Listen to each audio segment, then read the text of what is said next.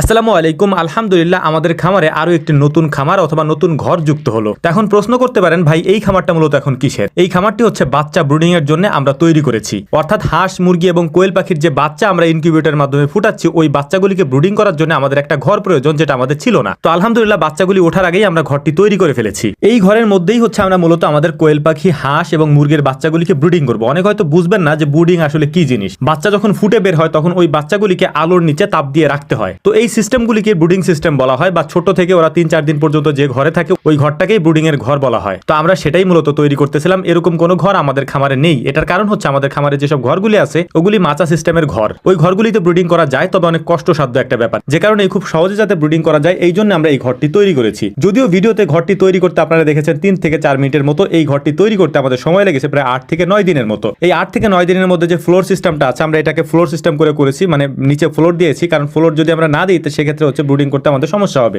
এখানে একটা রাত আমি আর আমার আব্বা দুজন মিলে শুধু বালি টানছিলাম। মানে ওই দিন কোনো লোকজন ছিল না, যে কারণ হচ্ছে রাত্রেবেলা সকালবেলা ওনারা ঢালাই দিবে। তো রাত্রে আব্বা আর আমি দুজনে মিলে বালি ফেলছি এই পুরো ঘরটার মধ্যে, যাতে করে ওনারা সকালবেলা এসে মিস্ত্রিরা ঢালাই দিতে পারে। তো ওনারা ওনাদের কাজ করে যাওয়ার পর মূলত হচ্ছে যে যারা কাঠ মিস্ত্রির কাজ করে ওনারা ওনাদের কাজ করতেছিলেন। আমরা এটাকে এক চালা করে দিয়েছি, দোচালা করে দিতাম, কিন্তু দোচালা করে দিলে একটু সমস্যা হতো, যে সমস্যাগুলির কারণে আমরা দোচালা করে দিইনি, এক চালা করে দিয়েছি। তবে আমরা সিস্টেম রেখেছি পরবর্তীতে যাতে এই ঘরটাকে দোচালা করে দেওয়া যায়। তো যাই হোক, আলহামদুলিল্লাহ। এখন অনেক হয়তো প্রশ্ন করতে পারেন যে এতে আপনাদের খরচ হয়েছে কত? এই ঘরটা তৈরি করতে প্রায় আমাদের 30,000 টাকার মতো খরচ হয়েছে। এর পাশাপাশি আমরা যে এটার পিছনে পরিশ্রম করি ওইটা আমরা ধরি না। অনেকে হয়তো মনে করতে পারেন যে এইটা আবার কেমন কথা। মূলত হচ্ছে এটার পিছনে আমরাও অনেক পরিশ্রম করি, যেটা আমরা হিসাবে ধরি না। এইটা যদি আপনি নিজে করেন, অথবা অনেকে নিজেরা করে না, নিজেরা অন্য লোক দিয়ে করানোর চেষ্টা করে, তবে আমরা একটা পার্ট থাকে, মানে আমরা কোনো কাজ করতে গেলে ওইখানে একটা পার্ট আমাদেরও থাকে। অর্থাৎ এই কারণে আমাদের খরচটা অনেকাংশ কমে যায়। এবং আমরা যেহেতু সার্বক্ষণিকভাবে ওনাদের সাথে থাকার চেষ্টা করি, মানে যারা মিস্ত্রির কাজ করে তাদের সাথে থাকার চেষ্টা করি, সেক্ষেত্রে আমাদের কাজগুলো খুব দ্রুত হয় এবং ফিনিশিং বা কাজগুলো অনেক সুন্দর হয় আমাদের কাছে অন্তত। তো যাই হোক, আলহামদুলিল্লাহ আমাদের ঘরটা এখন দৃশ্যমান, মানে মোটামুটি একটু দাঁড়ায় গেছে।